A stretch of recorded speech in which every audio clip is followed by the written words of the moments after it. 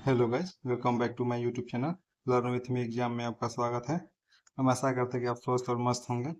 हम आपके लिए रोजाना की तरह कुछ प्रश्न लेकर आए हैं रसायन विज्ञान के। जितने भी प्रीवियस ईयर में प्रश्न पूछे गए हैं अभी तक TRE 1 TRE 2 TRE 3 में, ये सभी का प्रीवियस ईयर है जो हम आपको बताएंगे। ये वीडियो आप देखकर TRE 4 में काफ़ी अच्छे नंबर ला सकते हैं। पेपर देने से पहले आप सभी जितने भी प्रीवियस ईयर प्रश्न होते हैं सभी को देखना जरूरी होता है। आप देखेंगे तो काफ़ी मददगार मिलेगा। चलिए आज का सेशन हम यहीं से शुरू करते हैं, प्रश्न नंबर 1 से। अशुद्ध पानी सॉरी शुद्ध पानी की तुलना में अशुद्ध पानी का क्वथनांक, मतलब कि शुद्ध पानी जो है उसकी तुलना में अशुद्ध पानी का क्वथनांक कितना होता है। मतलब समान रहता है, बढ़ता है या घटता है, उपयुक्त में से एक से अधिक या इनमें से कोई नहीं। कौन सा इसका सही होगा?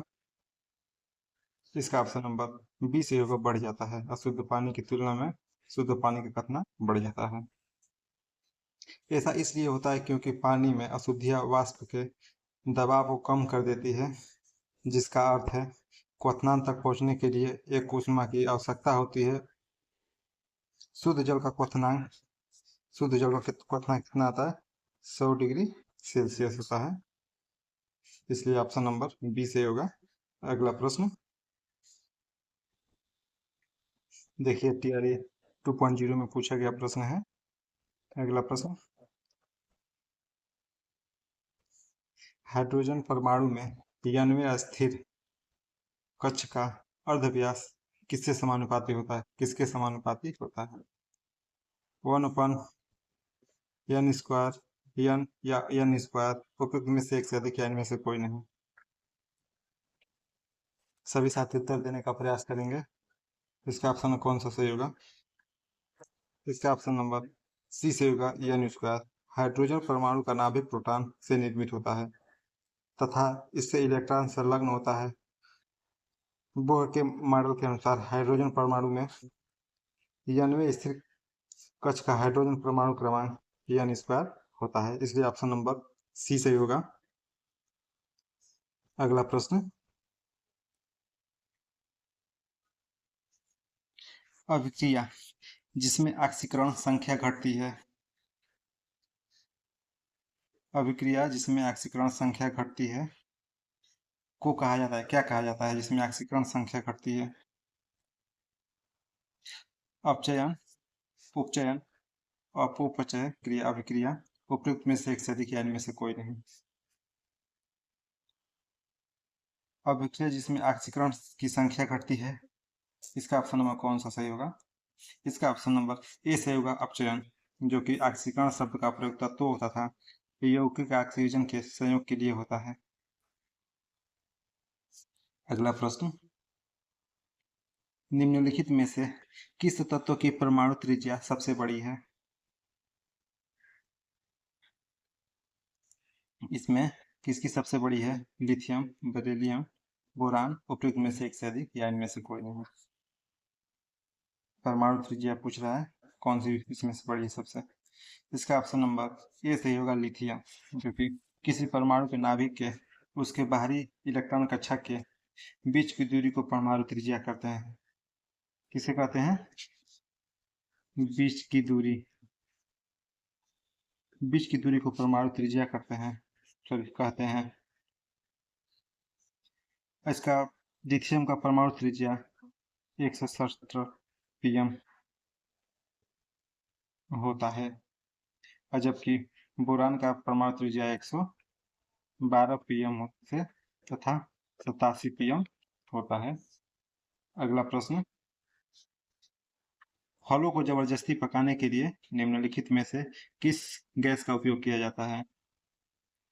एथेन, एथिलीन, मेथिलीन, उपयुक्त में से एक से अधिक या इनमें से कोई नहीं। ये प्रश्न जो पूछा है, ये अभी जो RO का पेपर हुआ है उसमें भी ये प्रश्न पूछा था। तो सभी साथी इसका बताएं उत्तर, कौन से इसका सही होगा? किससे जबरदस्ती फल पकाया जा सकता है? एथेन, एथिलीन, मेथिलीन, उपयुक्त में से एक से अधिक या इनमें से कोई नहीं। इसका ऑप्शन नंबर बी सही होगा, एथिलीन, जो कि फलों को जबरदस्ती पकाने में इस गैस का प्रयोग किया जाता है। एथिलीन एक रंगहीन गैस है जिसका रासायनिक सूत्र C2H4 होता है।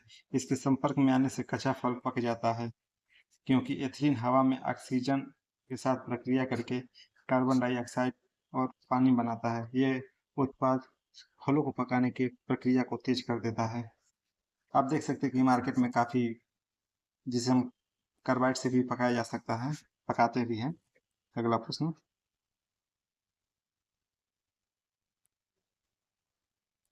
सोडियम हाइड्रॉक्साइड और हाइड्रोक्लोरिक अम्ल की अभिक्रिया से सोडियम क्लोराइड और जल बनते हैं। यह कौन सी अभिक्रिया होती है? क्या पूछा है? Sodium hydroxide. सोडियम हाइड्रॉक्साइड मतलब कि NaOH प्लस हाइड्रोक्लोरिक अम्ल HCl अम्ल की अभिक्रिया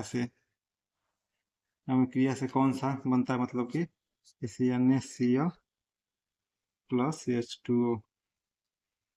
देखिए, सोडियम हाइड्रॉक्साइड और हाइड्रोक्लोरिक अम्ल से हम लोग Na लिख देते हैं, HCl के साथ अभिक्रिया करा के NaCl प्लस H2O बनता है। इसका ऑप्शन नंबर ए सही होगा।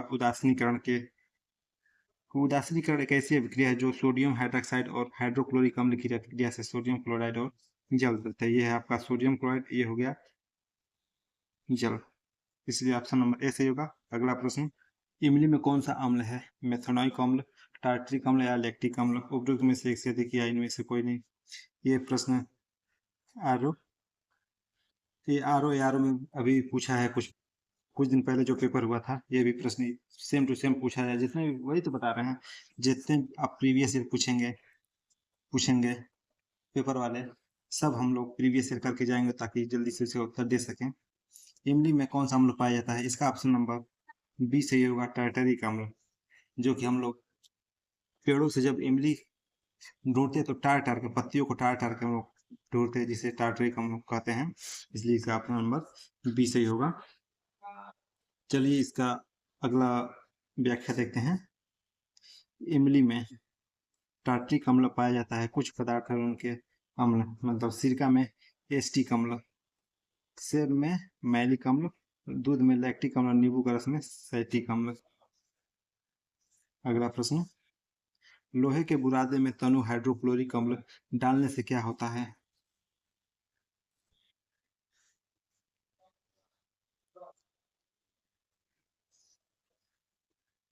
लोहे के बुरादे में तनु हाइड्रोक्लोरिक अम्ल डालने से क्या होता है? सभी साथी इसका उत्तर देने का प्रयास करेंगे। हाइड्रोजन और हाइड्रोजन गैस और आयरन क्लोराइड का उत्पादन होता है, या फिर क्लोरीन गैस और आयरन हाइड्रोक्साइड बनते हैं, या कोई प्रतिक्रिया नहीं होता है, या इनमें से एक से अधिक, या उपयुक्त में से कोई नहीं। इसका ऑप्शन नंबर कौन सा सही होगा? इसका ऑप्शन नंबर ए सही होगा। हाइड्रोजन गैस और आयरन क्लोराइड का उत्पाद होता है, जिसमें हम देख सकते हैं, क्या पूछा, तनु हाइड्रोक्लोरिक अम्ल डालने से क्या होता है लोहे के बुरादे में? मतलब कि Fe से हम लोग आयरन को समझते हैं, आयरन कहते हैं Fe को। 2HCl हाइड्रोक्लोरिक अम्ल में डालने से क्या होता है? इसका बनता है FeCl2 प्लस, ये हाइड्रोजन बाहर निकल जाता है, इसलिए इसका ऑप्शन नंबर ए सही होगा। अगला प्रश्न, निम्नलिखित में से किसका पीएच 7 से अधिक होता है, 7 से अधिक होता है? गैस्ट्रिक जूस, रक्त प्लाज्मा या सिरका? उपयुक्त में से एक से अधिक या इनमें से कोई नहीं। सबसे अधिक पीएच किसका होता है? इसका ऑप्शन नंबर बी से होगा, ब्लड प्लाज्मा, जो कि 7.4 से अधिक होता है। पानी में घुलनशील पदार्थों की अम्लता या क्षारीयता को मापने के लिए इसी मापक को हम लोग पीएच मान कहलाता है। पीएच मान का पैमाना 0 से लेकर 14 तक निर्धारित किया जाता है, जबकि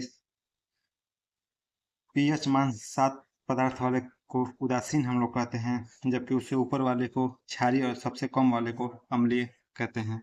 इसलिए इसका ऑप्शन नंबर बी सही होगा। अगला प्रश्न देखिए, बीपीएससी स्कूल टीचर 2023 में और 2023 में भी पूछा है, प्राइमरी वाले में, बीपीएससी टीआरई 2.0 में। अगला प्रश्न देखिए, वही प्रश्न दोबारा आ गया। इसका ऑप्शन नंबर कौन सा सही था? ब्लड प्लाज्मा, रक्त प्लाज्मा। अगला प्रश्न, पेंसिल लेड बनाने के लिए किस पदार्थ का उपयोग किया जाता है? पेंसिल जो उसका क्या होता है, आप देख सकते हैं, ऐसे पेंसिल होती है ना, जो ये वाला हिस्सा होता है उसे क्या कहते हैं हम लोग? सभी साथी उत्तर देने का प्रयास करेंगे।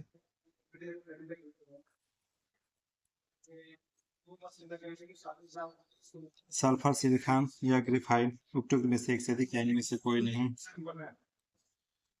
कौन सा इसका ऑप्शन सही होगा? इसका ऑप्शन नंबर सी से होगा, ग्रेफाइट, जो कि पेंसिल का लेड बनाने में प्रयोग किया जाता है इसी धातु का। ये जो पदार्थ है ग्रेफाइट, जो कि काले रंग का होता है या कार्बन का अपरूप होता है, इसमें कमजोर सहसंयोजक बंधों द्वारा बंध कार्बन परमाणुओं की फिसलन युक्त परतें होती है, इसलिए इसका ऑप्शन नंबर सी से होगा। अगला प्रश्न, निम्नलिखित में से कौन सा एल्कोहल पेय के लिए उपयुक्त है? Methanol, hexanol, ethanol. उपयुक्त में से एक से अधिक। जो दारू सभी लोग शराब पीते हैं, इसमें कौन सा पीने के लिए उपयुक्त है? इसका ऑप्शन नंबर सी से होगा, एथेनॉल। एथेनॉल का सूत्र होता है C2H5OH, जो कि गेहूं, मक्का, गन्ने तथा शक्कर आदि से उत्पादित किया जाता है। इसमें स्टार्च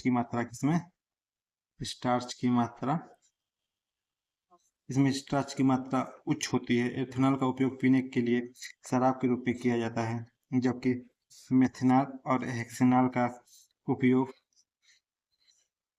एल्कोहल शराब के पीने के रूप में अनुपयुक्त होता है। मेथेनॉल का सूत्र C2H5,